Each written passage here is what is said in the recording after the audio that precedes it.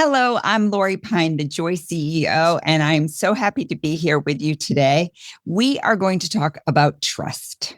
And trust is a very important topic to leadership and to joy. So let's get to it. Have you ever noticed how quickly trust can crumble, like in a split second, and yet how slowly it will rebuild if it's been broken? One missed promise, one broken boundary, one moment of questionable judgment, and that's all it takes. You are out the window. Whether you're leading a team or leading yourself, trust is the quiet current that runs beneath all of it. You must have trust in order to keep the engine running. When trust is strong, everything is going to flow, just like a river keeps on flowing. But when it's weak, even the best strategy is not going to move. Doesn't matter what you do. If you have a culture of broken trust, you are in trouble. So today we are going to talk all about trust. I'm going to give you some real life stories, and we're going to talk about what it takes in leadership, in parenting, and in your relationship with yourself. So let's get to it. We talk a lot about joy around here, and I firmly believe that joy is your superpower when it comes to leadership. But trust is the soil that joy grows in. It's where it gets its nutrients and its fertilizers and all of those wonderful ingredients where it can actually grow and foster and spread. Without it, everything is going to wilt. Your energy, your confidence, your relationships.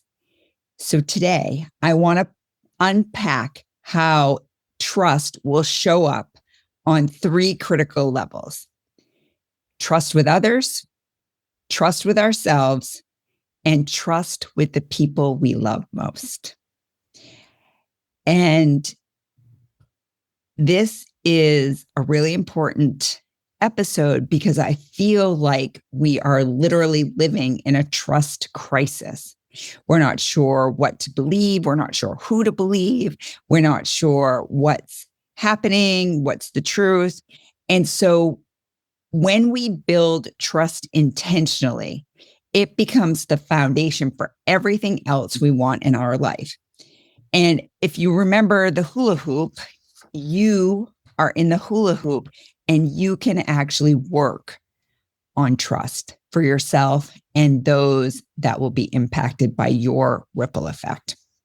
So let me tell you a story about believing in positive intent. So I once worked for this senior leader. He was very, very brief in my life, but he was in my life long enough to make a significant impact. And he had this simple motto: believe in positive intent of your people, of your customers, of the business, of your senior leaders. Believe in positive intent. And he didn't just say it, he actually embodied it. And when someone would make a mistake, he didn't necessarily jump to conclusions and say it was careless.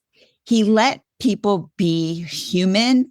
He assumed that they were doing their best and it was okay to make a mistake. Now, it completely changed the way I showed up as a leader. I'm not sure I necessarily believed in positive intent prior to meeting him. And that changed me energetically and it changed our team. I ended up wanting to perform better because I felt believed in. Now, here's something that made him truly exceptional. While he did lead with heart, he never lowered the bar. And that's an important distinction. One particular quarter, we were under delivering by $1 million. And I was in the room, the room where you get to see the entire management team. You get to hear the conversations that are happening. And he said, I am not going to the CEO with this kind of BS. Do whatever it takes to make the number. We gave our word. We committed it. I didn't make these numbers up. You did. You gave me a reason why we were going to hit them. And I fully expect you to do it. So if you have to, take the $1 million, divide it amongst yourselves, and go give it to your team. But I will not take $1 less than the $1 million we are short. And guess what's happening? We ended up not only making the $1 million mark, but we exceeded it. We got scrappy, we got creative. So we didn't just hit the goal, we over-delivered. And that experience taught me one of the greatest leadership lessons, really, of my sales career. Trust without accountability is soft. It's just fluff. Accountability without trust is really brittle and can be harsh. And so the magic and the joy lives in the middle. You have to have both the trust and the accountability. And so I ask you, do you have a similar experience where somebody gave you the trust, but they also gave you the accountability? And even when you might have doubted yourself and said, there's no way. I've looked under every rock. I've knocked on every door. There isn't $1 million to be had. And then when you really came together as a collective group, put all your minds together, put that genius of the collective, lo and behold, like there it was. And there's something so important about being able to do that and the lesson that comes from that. I promise you this, I never, ever said again that I couldn't deliver a number, because that experience taught me that, oh, yes, I could. In fact, I could probably over deliver a number. So part 2 of this trust exercise, esteemable acts build esteem.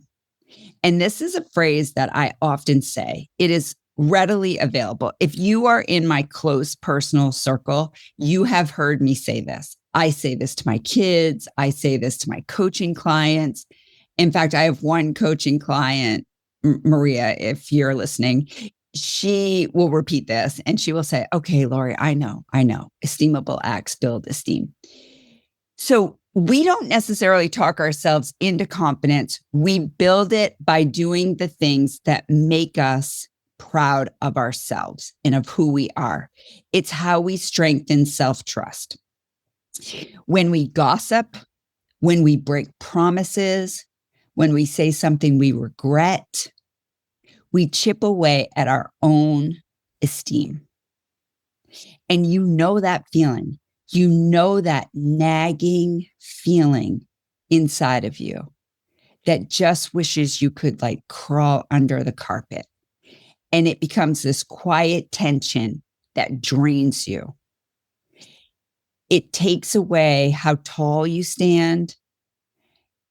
It makes you shrink. And we all have experienced something like that. But it requires a skill set to make sure that we don't do that to ourselves again. We also all know the boss or the colleague who has taken credit for somebody else's work. In fact, I was just on a mentoring call this morning, and one of my women in my mentoring circle, this happened to her just this week. Somebody took credit for somebody else's work. Don't be that jerk. Don't be. Because here's what happens when you do that. You might fool everyone else, and everyone else in the room might give you an attaboy or an attagirl for doing that thing, but you can't fool yourself. Deep down, you know that you didn't do the thing. And every time you think about it, there's a little voice whispering inside of you that says, no, no, no, you didn't earn that. You don't get to take credit for it. You actually stole it from somebody else. So in that case, your not esteemable act is actually stealing your esteem. And so what happens is that voice inside of you, it's eroding your self-trust faster than anything else. And there is no joy whatsoever in that. So now let's just say, for example, you were that jerk and you have the self-awareness enough to recognize it. Amending your behavior and actually apologizing to the person could repair a ton of damage. So I encourage you, if you have the ability, to do some self-reflecting, to have some self-awareness, amending your behavior, not being the person who steals somebody else's work. And if you have done it and you have some regret for that, actually going to that person and saying, I did that and I was a real jerk for it. And I promise you I won't do it again. And in order to make it right, I'm going to let our boss know that that was actually your work. That will build trust with you and that person faster than you can say lickety split. Okay. When we keep our word, when we lift someone up instead of tearing them down, when we take the harder, higher road, because sometimes there is a harder and a higher road to take, those esteemable acts build our sense of worth. They build who we are. They whisper, hey, I can count on me. And then when you trust yourself, everything else just gets a little bit lighter. Your leadership, your relationships, your decisions, they all just lighten up a little bit. And God knows, with all that you have on you, I bet you could stand to lighten up a little bit. When you trust your own word, you stop chasing external validation. It's not so important that everybody else is praising you and confirming you, because you're able to really lead from a solid ground. And that matters. Okay. Helping others to trust themselves and build their own confidence. This is a really big one. And this lesson about trust and self-esteem became deeply, deeply personal for me during my very short 18-month season when I was a stay-at-home mom. For most of you listening, you know that when my son was 17, I left the corporate world to become a stay-at-home mom.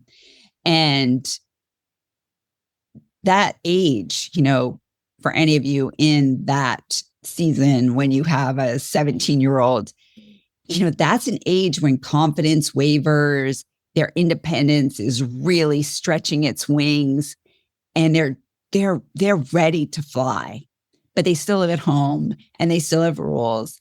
And like lots of parents, I was in this habitual habit of doing so many things for him, of solving so many problems that he could have solved himself, but it just became a quick response. It just flew out of my mouth. And on the one hand, I did some of it without even thinking, but on the other hand, I did some of it out of so much fear and just trying to protect him, as though it was really making life easier. But every time I jumped in, I was unknowingly sending this message to him that said, I don't fully trust you to handle this on your own. Now, did I know that consciously? Absolutely not. Was I thinking that? Not one single second. But about this time when I'm choosing to leave my job, I'm really, struggling. He's struggling, and I'm trying to find a pathway back to him. My beloved mentor, Anne, who you are going to meet here on the podcast in a few weeks, she was leading a workshop that I attended, and she shared how she has grandchildren who are a little bit older than my kids. And she started using this language with them that became so just monumentally transformative. She would say, when they came to her for advice, she would say, I have every confidence in the world that you can figure that out. And when she said that, I was stunned. I was just stopped in my tracks because it resonated as such a truth to me. And so I started adopting it with not only my youngest son, but with my oldest son. And I promise you, this changed my parenting. It changed my leadership. It's changed so many things. It's changed my marriage. My husband does not need me nagging him, telling him what to do. He needs me to tell him that I believe in him and I have every confidence in the world. He is going to figure out what the right thing to do is. And I just know that that simple statement landed so deeply for me that I immediately started incorporating it. I used it with my son, my husband, my other son. And it's been transformative in such a way that it lands and it says, I don't need to do that for you because I believe that you can do that for yourself. And if you get into a bind where you're still not quite sure what you need to do, I'm here and I'll talk it out with you. We'll make a pros and a cons list. We'll put everything down on paper. And I've done that many times with my son. Which college to go to? Let's make a pros and a cons list. And before you know it, he's looking at me like, really, Mom? You believe in me? And yes, baby, I believe in you. And so I just share that with you because today he's thriving. And today he believes in himself. He trusts himself. He knows that he packs the gear to make whatever decision he needs to make for his life. And that if he gets into a situation where he's just not sure, then he can pick up the phone and call me and we will talk it through. But seeing him go from, being kind of micromanaged, having some doubt, to this kid who's really just thriving, just reminds me that, trust does what control never can. It builds strength. And that's exactly what it did in my personal life with my not now 17-year-old. So when we stop rescuing, micromanaging, and doubling down, we really give others space to rise. And that's true whether you're leading a team, raising a child, in a marriage, or managing yourself. That is so true. And trust says, I believe in you enough to let you try, even if you make a mistake, even if you fail, because God knows I made enough mistakes. I've had enough failures, but those are the moments where I grew and learned the most. So why would I deny somebody else of some of that dignity? Okay. Let's talk about the trust thread. These stories that I've shared have something really powerful in common. Each one, trust wasn't just about belief. It was about boundaries, reliability, and integrity too. Trust had to go into action. It didn't just sit there as though there was nothing else going on with it. My leader believed in positive intent and held us accountable to deliver. I learned to trust myself by doing the hard things, even when no one was watching. And with my son, I had to honor the boundary of letting him solve his own problems and really believing in him that he could do it on his own, even if I was a little uncomfortable, even if I was nervous. That was okay because that was on my side of the street. So trust isn't built in these grand gestures. It's built in the small daily acts that we really prove to ourselves who we are. We're not the jerk who's taking credit for somebody else's work. We're the leader who's letting people know that we believe in them, we see them, we have every confidence in the world that they can figure it out. And if they get stuck, we're here for a question. We're here for guidance. Same with our parenting, same with our spouse.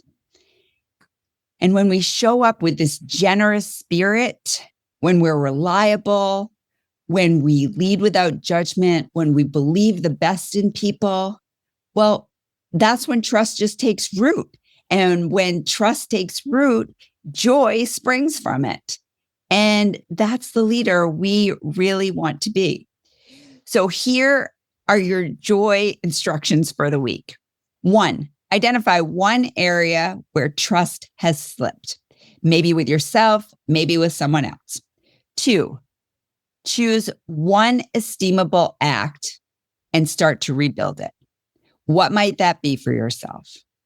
And then 3, pick something this week that you can start to let control go. Find yourself a space where you can tell somebody, I have every confidence in the world you can figure that out.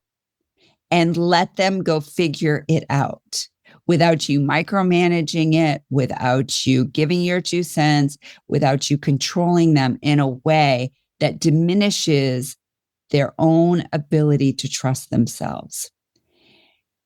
And because joy isn't the reward for a perfect life, it's the byproduct of living in alignment with yourself. It's not the fluff, it's the wholesome goodness. So when you trust yourself and you trust others enough to let them grow, you sure are leading from a solid ground. And then you get to lead with joy. And I am so glad to be doing it with you. If you have any interest in joining my community of ambitious corporate women who are looking for a community of connection, please feel free to send me a note on LinkedIn. I'm building this community as we speak. It's going to cost less per month than an uncomfortable pair of shoes. And I can't wait to have you in my group. It's called The Connect, and I would love to send you more information. I'm Lori Pine, the Joy CEO. Let's all do a little bit better this week with trusting ourselves, finding some esteemable acts that will build some esteem, and finding ways to let others know that we have every confidence in the world they can figure it out. Have a great week, everybody. See you next time.